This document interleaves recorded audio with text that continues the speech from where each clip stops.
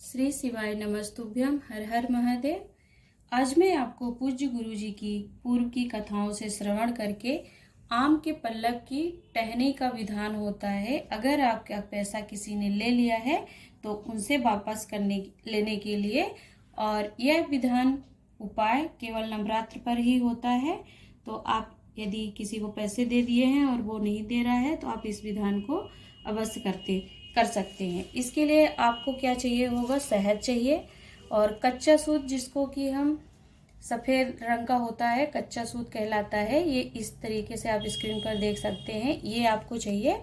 और आम के पल्लव की आपको 11 टहनी चाहिए।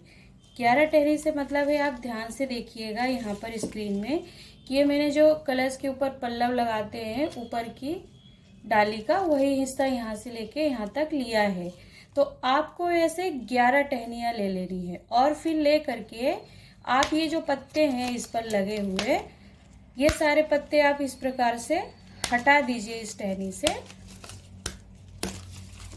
से हटा करके ये आम के पत्ते जहाँ से एंड हो रहे थे, ये वाला पॉइंट आपको आगे की ओर रखना है। ऐसे ही सारे पत्ते, जैसे कि ये कोमल सी डाली है टहनी, इसको भी पत्ते हटा देंगे आप। और आगे वाला जो हिस्सा है ये आप देख सकते हैं स्क्रीन पर, मैं पत्ते हटा दे रही हूँ। और यहाँ जो पॉइंट है ये ऊपर का, यहाँ से सारे पत्ते एंड हो जाते हैं, इसके ऊपर फिर कोई पत्ता नहीं लगता। तो ऐसे ही आपको 11 टहनी ले लेनी है। और इसे लेकर के फिर आपको, अभी मैं 2 ली हूँ, 2 पे आपको विधान करके बता रही हूँ। आपको लेने हैं 11 टहनी, कोमल कोमल जो टहनी होती है जिस पे पत्ते लगे होते हैं, वही लेकर के आप इस प्रकार से इस कच्चे सूत को पूरे इस डाली पे, टहनी जो है पत्तों की, इस पर आप पूरा इसका लपेट करके एक गट्ठा बना लेंगे।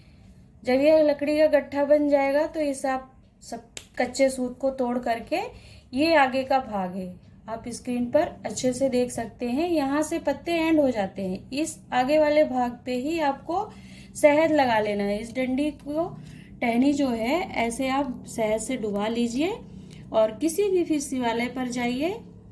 और शिवालय में जाकर के, नवरात्र में इस विधान को आपको करना है।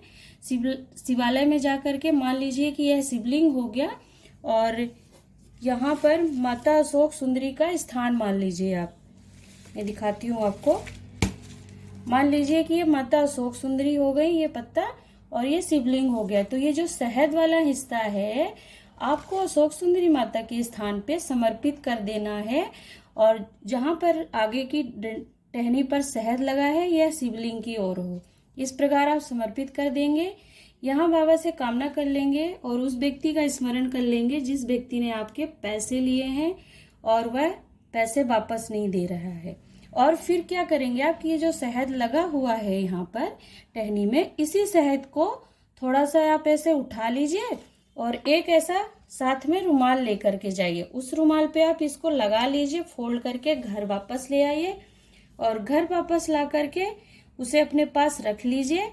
और जिस व्यक्ति ने आपके पैसे लिए हैं उस व्यक्ति से जाकर के आप मिल लीजिए और साथ में ये शहद वाला रुमाल रख करके ले जाइए। तो यदि बाबा की कृपा होगी तो आपको नवरात्र में ही पैसे वापस प्राप्त हो जाएंगे, मिल जाएंगे, वह व्यक्ति आपको पैसे दे देगा। तो पूज्य गुरु जी की कथा में इस विधान का आप स्वयं भी स्मरण कर सकते हैं, अगर यदि आपको कुछ डाउट हो, संशय लग रहा हो।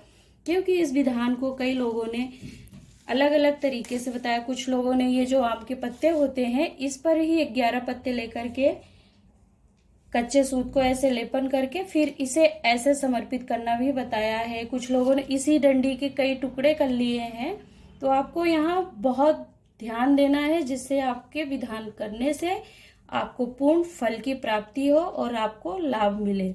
गलत तरीके से करने से आपको कार्य में सिद्धता प्राप्त नहीं होगी।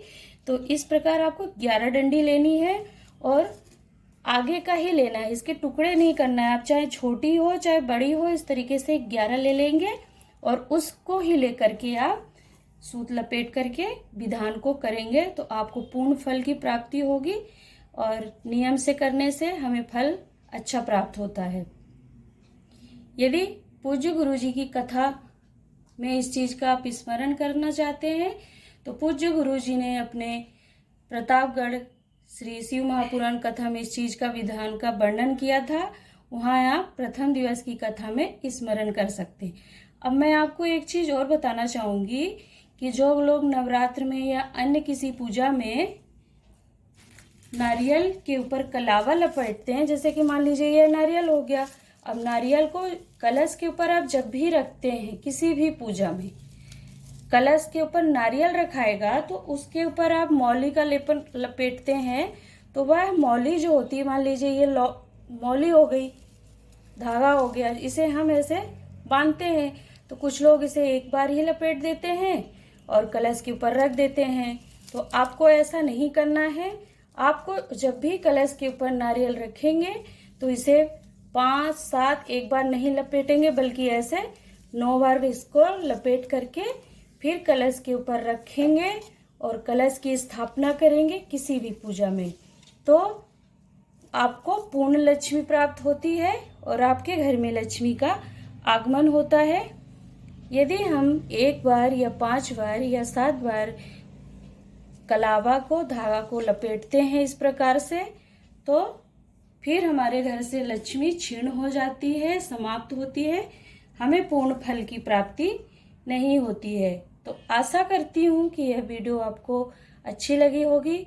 यदि पसंद आई हो तो वीडियो को लाइक करना, कमेंट करना और चैनल को सब्सक्राइब करना नहीं भूलिएगा। कुछ आपको पूछना हो इस विधान से लेकर के तो आप कमेंट बॉक्स में कमेंट कर सकते हैं। श्री शिवाय नमस्तुभ्यम। हर हर महादेव।